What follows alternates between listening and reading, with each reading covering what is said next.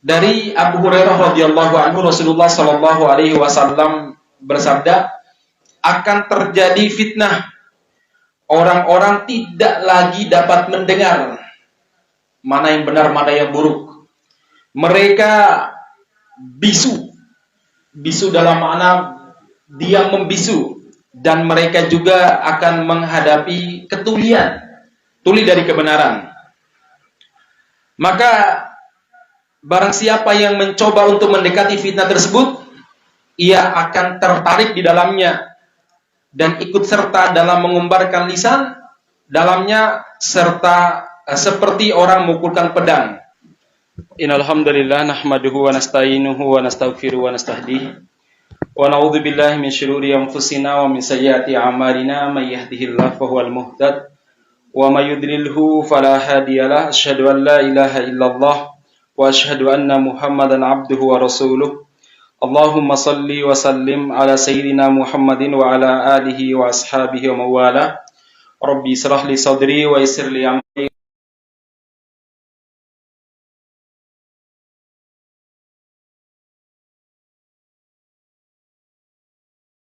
Mudah-mudahan dirahmati Allah Subhanahu wa taala. Alhamdulillah, di kesempatan subuh ini kita dimudahkan oleh Allah Subhanahu wa taala untuk duduk bersama dalam rangka tawasau bil haq dan tawasau bis sabr. Mudah-mudahan duduknya kita dicatat sebagai amal soleh di sisi Allah Subhanahu wa taala. Salawat dan salam mudah-mudahan tercurahkan kepada baginda Nabi kita Muhammad sallallahu alaihi wasallam, kepada keluarga beliau, sahabat beliau, dan siapa saja yang istiqomah di atas petunjuk Rasulullah sallallahu alaihi wasallam.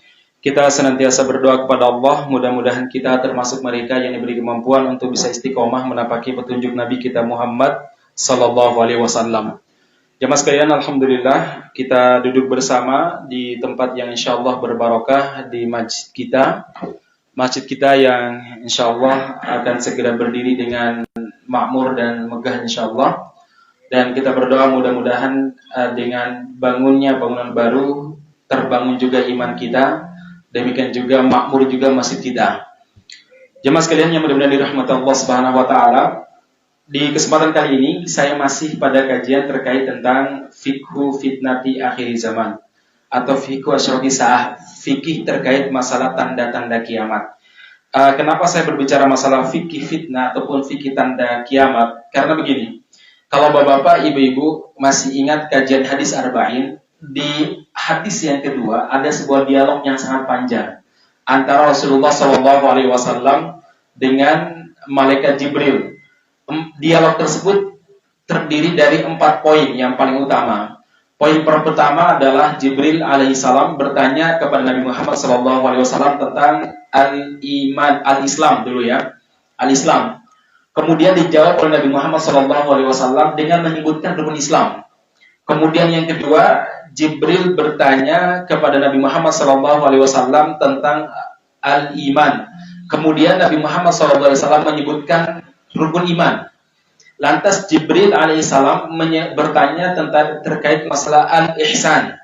Kemudian Nabi Muhammad SAW menjawab dengan sebuah kaidah, anta'budallaha ka'annaka tarahu fa illam takun tarahu fa innahu yarak.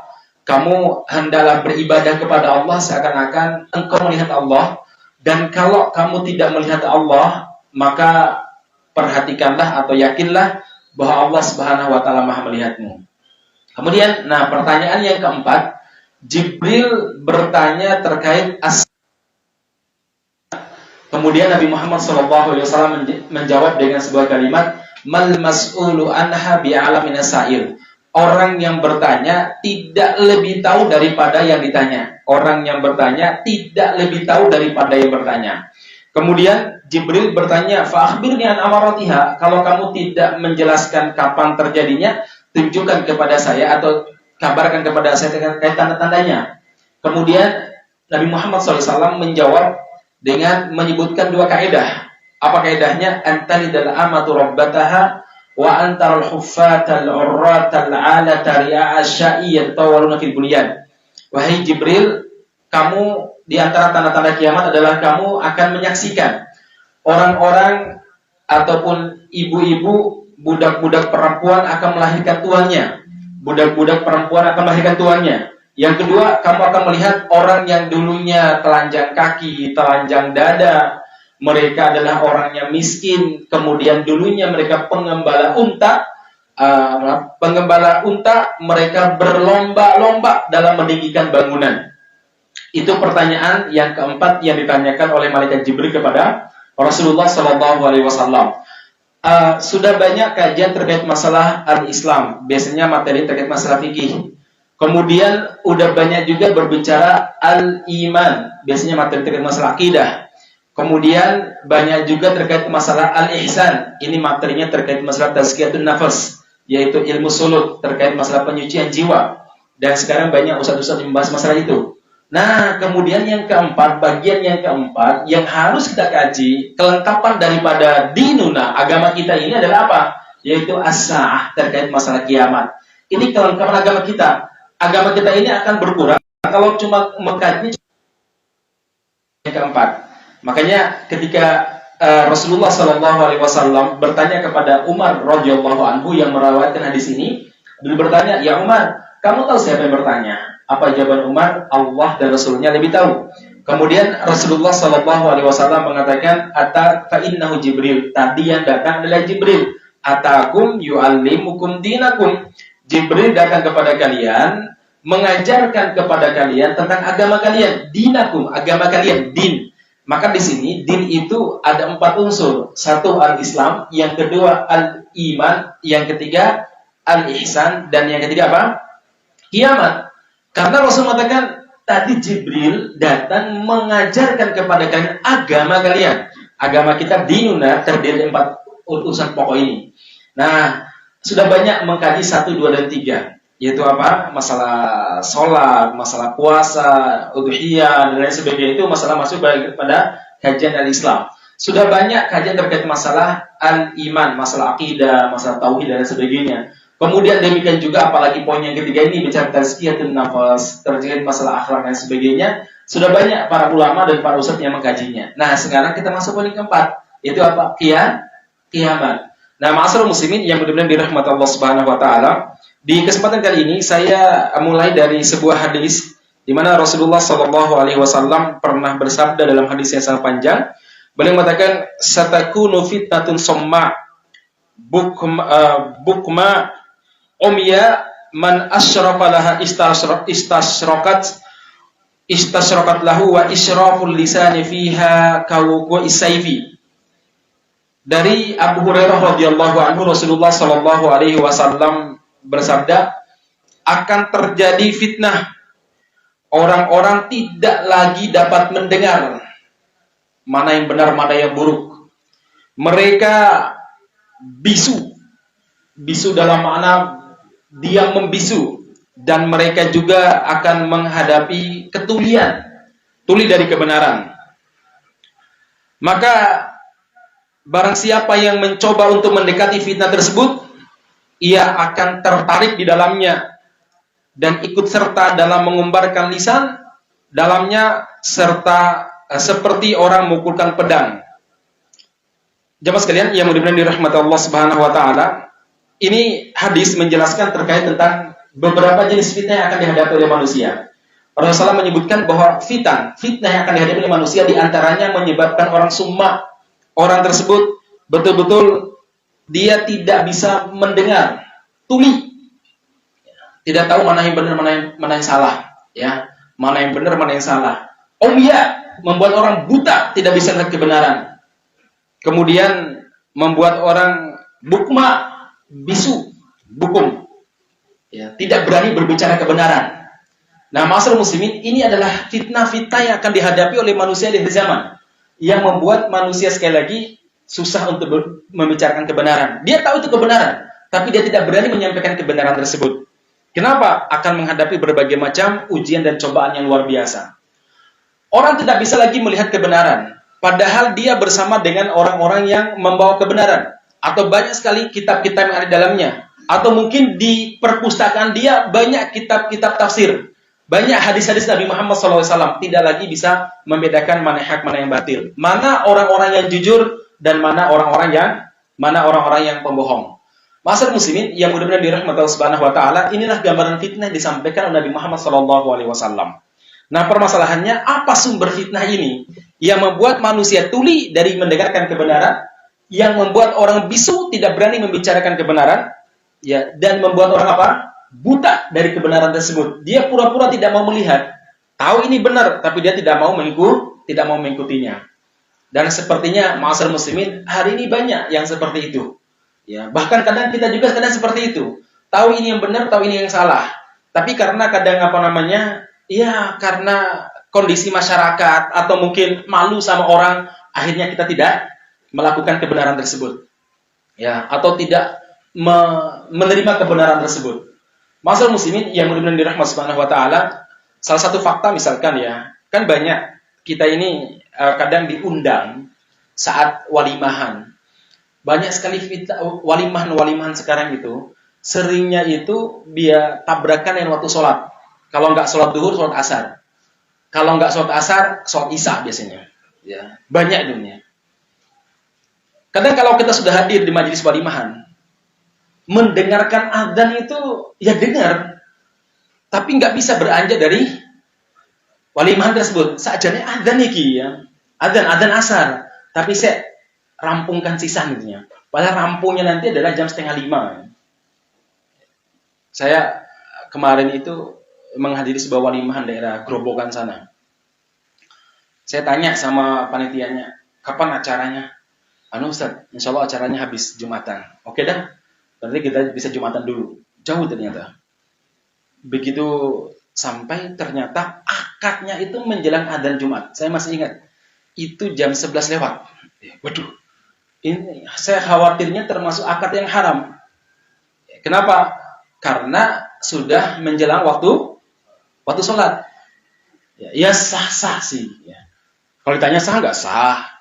Tapi perbuatan tersebut termasuk perbuatan yang bisa jadi termasuk dalam perbuatan haram. Walaupun nakibnya atau petugas KUA-nya, penghulunya mengatakan, wah ini banyak permainan tempat lain. Gitu ya. Saya berpikir, ini KUA kok datanya menjelang adzan Jumat. Kalau sekarang Jumatan jam berapa? 11:45. 43, 45. Berarti mepet banget. Saya sudah menduga ini sepertinya acaranya pesta tabrakan Jumat ini.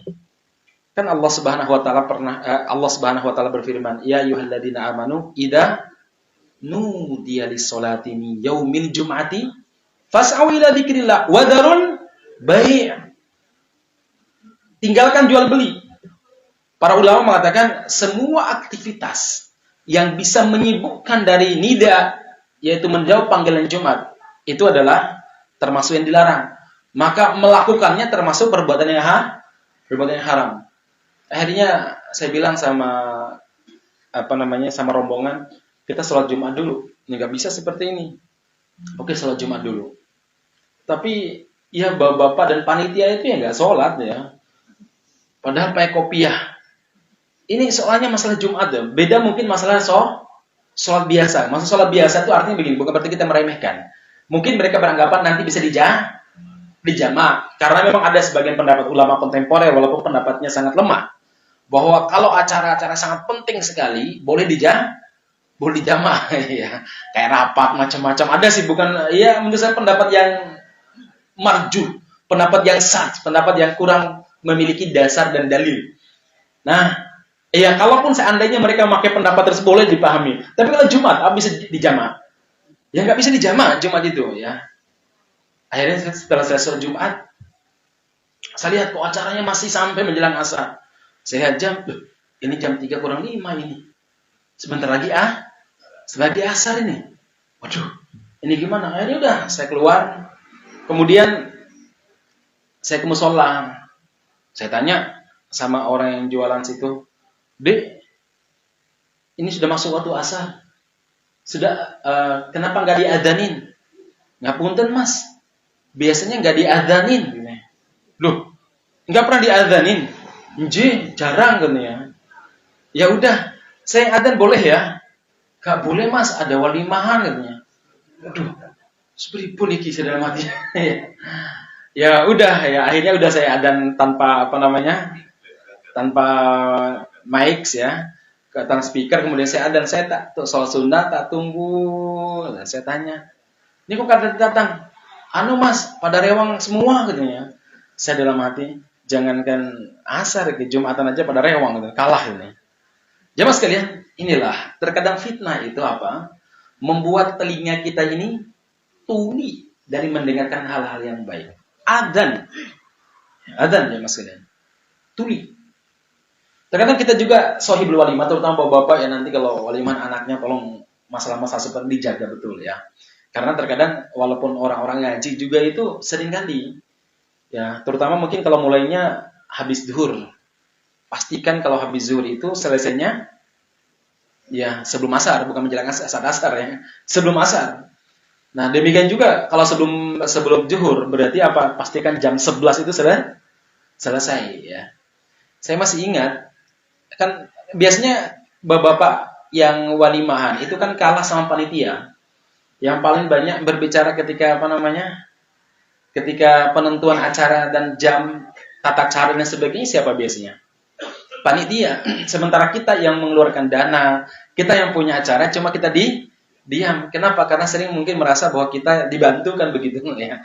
Makanya saya kadang berpikir kadang hal-hal seperti itu mending pakai EO gini ya. Sekarang banyak kan wedding organizer ya. Kita bisa meminta apa namanya?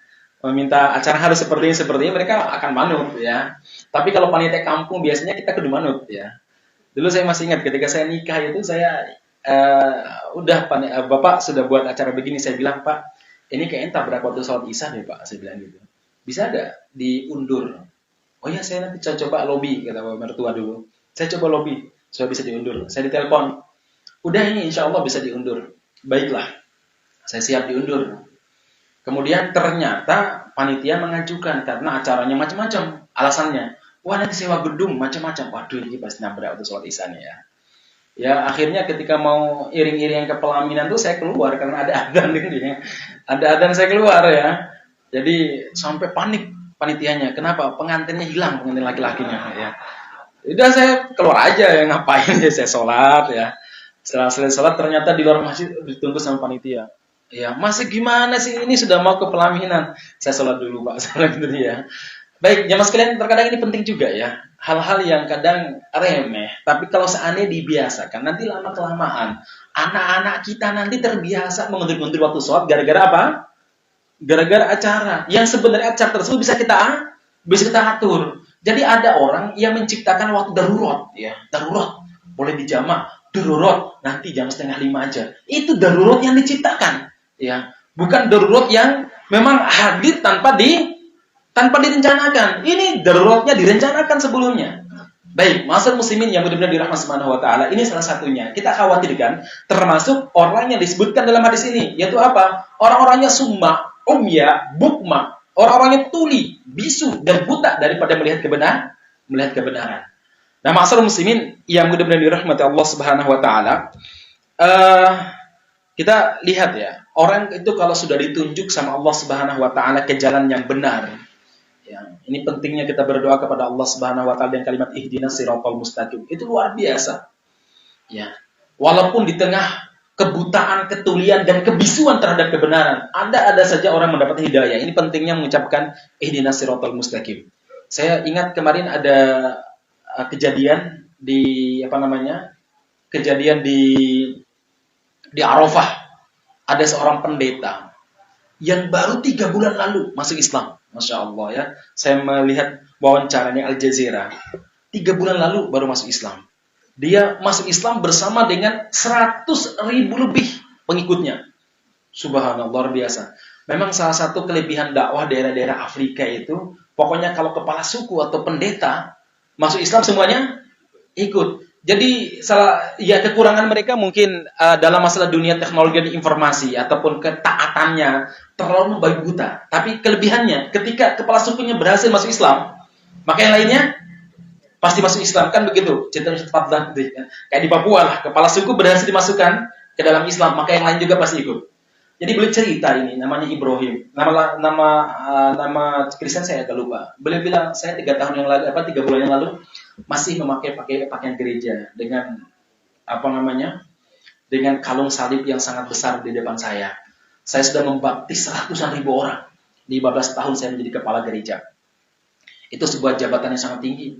Kalau punya jamaah 100 ribu saja dengan infak ya, ataupun dengan apa namanya uang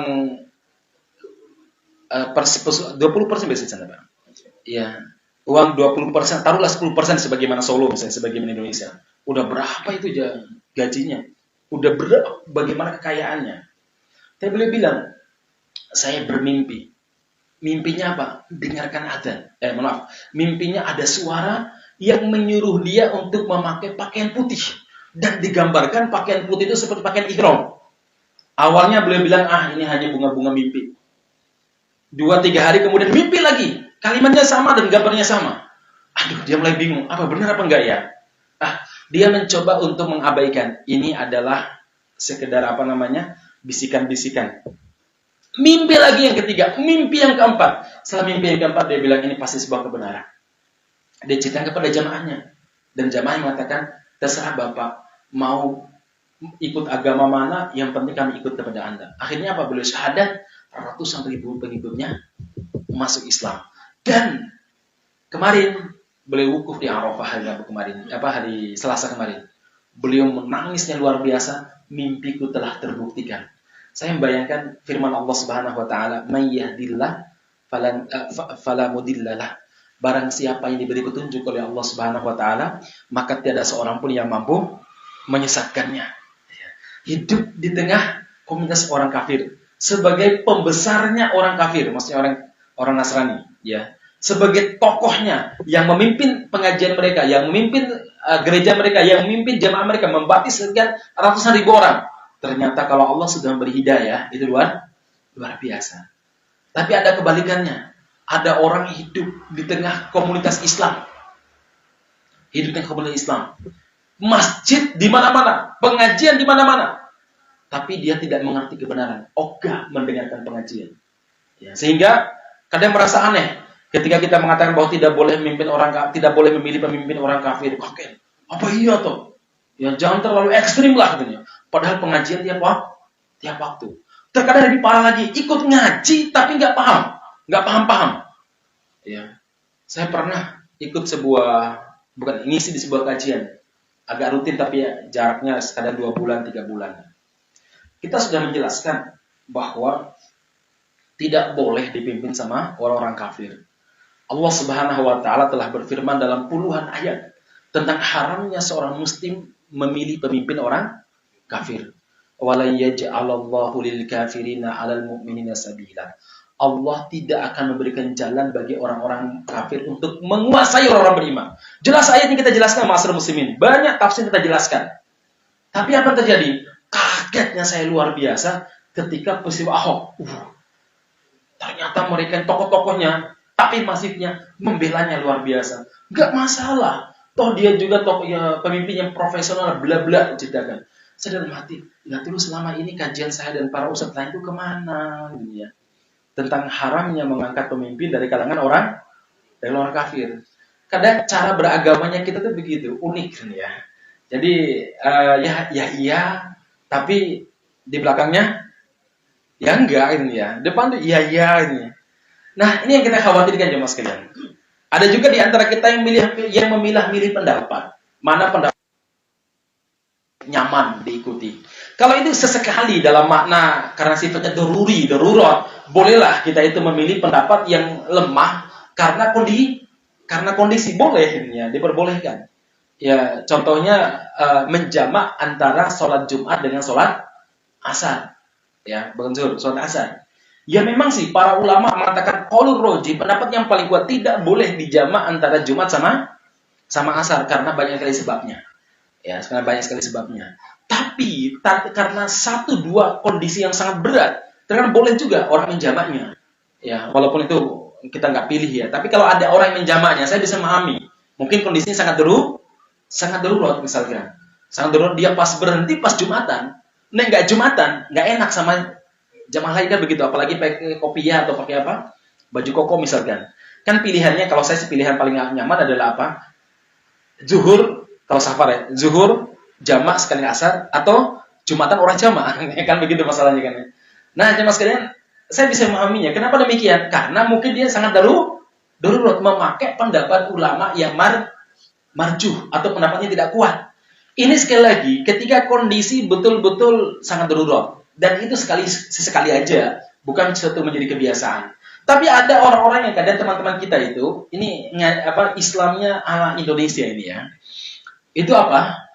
Cari memang pendapat yang paling ringan, bukan ringan lagi. Kalau ringan sih harus. Nabi Muhammad SAW kalau dipilih di antara dua pendapat sama-sama benar, beliau memilih yang ringan. Maksudnya pendapat yang tidak kuat, tidak masyhur, tidak populer, ya, atau tidak kuat. Misalkan jemaah sekalian, suatu waktu saya ngisi di sebuah tempat rutin dan di situ yang ngisi ustaz-ustaz besar juga. Selain saya banyak sekali ustaz ngisi di situ. Kajian pekan itu bisa 3 kali. Bukan di sini tapi ya, tempat lain ya. Nah, singkat kata, sudah banyak ustadz yang menjelaskan tentang hukum bank konvensional, bekerja di semacam di BI dan lain sebagainya. Itu sudah lebih dijelaskan bahwa ya minimal di situ Anda masuk ke lubang comberan syubhat lah. Sementara syubhat itu bla bla dan paling maksimal terlibat dalam aktivitas ribawi. Ada salah seorang jamaah dosen sih ya, di sebuah kampus ternama di Solo ya. Dia langsung ngomong sama saya, Ustadz, ya Allah, anak saya, putra saya itu pinter, bla bla. Itu dari sekian ratus orang, dari sekian ribu orang diseleksi untuk kerja di salah satu bank di pusatnya. Dia masuk 3 besar, Ustaz. Ya, ini diseleksi cuma terima 1 orang gitu. Enggak jadi, Ustaz. Ya. Saya dalam hati, saya diam aja, enggak saya komentarin ya. Saya enggak menunjukkan sedih, enggak juga menunjukkan gembira. Kan heran juga saya. Kalau saya menunjukkan sedih ya saya ikut mendukung. Kalau saya menunjukkan gembira sementara dia merasa itu musibah, kan enggak bagus. Rasulullah SAW pernah mengatakan jangan menunjukkan kegembiraan di saat saudaramu tertimpa musibah ya. Saya cuma diam aja. Setelah saya diam, baru beliau sadar ya, bahwa saya pernah menyampaikan hal seperti itu. Akhirnya apa kata beliau? Kan Ustaz ya. Toh ada seorang buya juga boleh kan, seorang gus juga boleh setiap dia gitu. Saya dalam hati, Bapak ini ngaji sama kita udah sekian tahun. Ketika urusan begini yang dicari pendapat buya ini. Yang dicari pendapat gus, kenapa nggak nanya sama kita sebagai ustadznya selama ini gitu. Iya. Dapat di mana Pak? Di YouTube Ustadz. Oh ya. Ini cara beragamanya kita begitu unik sebenarnya. Saya melihat cara beragama kita, terutama orang Indonesia, apalagi Jawa ini, agak unik tadi ya. Mana kira-kira yang agak nyaman atau agak sesuai dengan selera dia dipakai. Sebagai sebuah contoh aja mas kalian. Ada kiai yang membela Coldplay. Jelas pembelaannya. Dengan alasan apa? Bahwa musik itu diperdebatkan oleh para ulama.